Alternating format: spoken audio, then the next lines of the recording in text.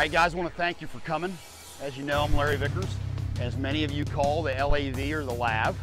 My background, I have a long history using the gun and teaching people how to use it. I was a Tier 1 operator in special operations and actually retired out of the U.S. Army with a career of over 20 years in special operations in late 2003. Also a member of the American Pistol Smith Guild and a firearms industry consultant. And I've actually been involved in some of the design aspects of some of these carbines and their accessories. So I've got a lot of history and I can share a lot of that insight with you when you're here.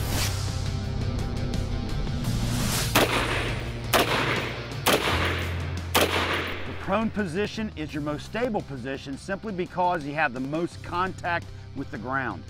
There's a couple downsides to it. Depending on the terrain you're on, you may not be able to use it, and also it limits your situational awareness behind you. You kind of get the turtle effect. The prone position I prefer to use is as follows: slightly bladed to the target. I create what I call the tripod effect.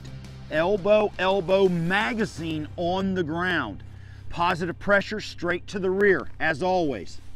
And I want to keep the red dot in the center 50% field of view.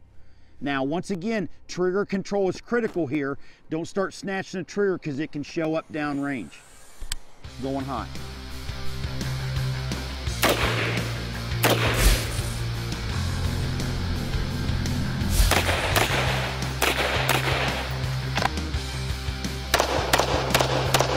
Come up to the low ready. And up. Comes up, in this case, click. For whatever reason, he had a dud round in the chamber. It doesn't matter. His procedure is essentially the same. He doesn't worry about trying to put the gun on mechanical safe. He immediately detaches this hand to go for the pistol, while this hand guides the long gun down to the side. He wants to get it away from the front of his body, so in case he has to move, it's not going to interfere with his movement.